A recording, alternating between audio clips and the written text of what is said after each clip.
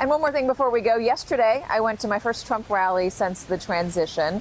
After 510 days on the road with him in the 2016 cycle, Sunday was my first time back in 2 years. It was my first Trump rally in 2 years, and it was like walking into a time machine.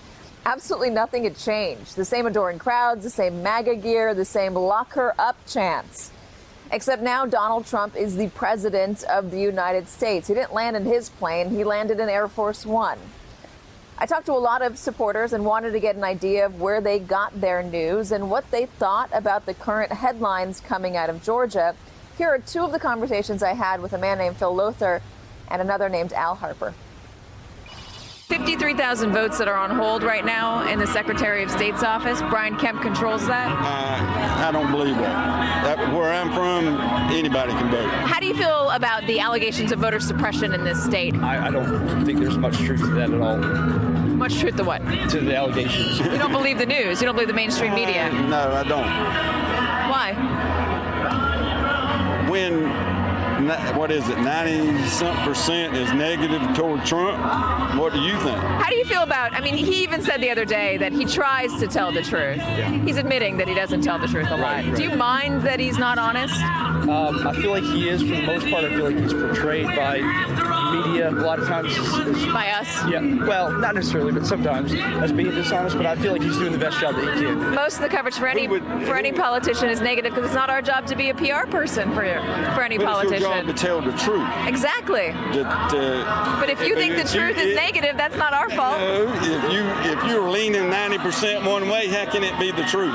It can't be. But that's the way you read the facts. If you read the facts as negative, then maybe you should take issue with the problems. Believe me, I watch both sides. So you think Democrats are actively going out to try and get illegals to vote? Oh, yeah, absolutely. What evidence do you have of that?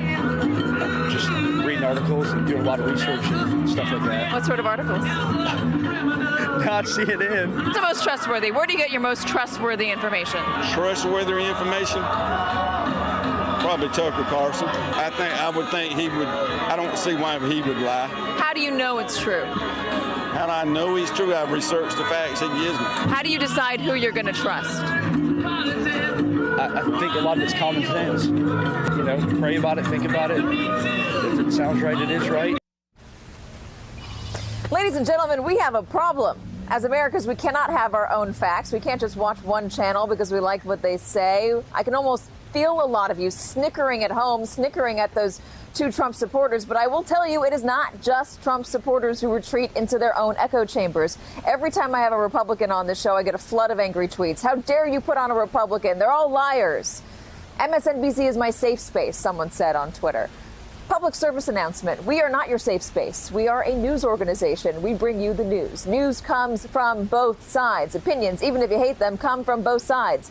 Yes, a journalist's job is to find facts, but it is also our job to shed a light on what is happening in the country, what is happening in our communities, shed a light on what people are saying and thinking, what motivates them, even if you disagree with them. The news should make you uncomfortable. If everything you read or watch gives you comfort, you're doing it wrong. Hey there, I'm Chris Hayes from MSNBC. Thanks for watching MSNBC on YouTube. If you want to keep up to date with the videos we're putting out, you can click subscribe just below me or click over on this list to see lots of other great videos.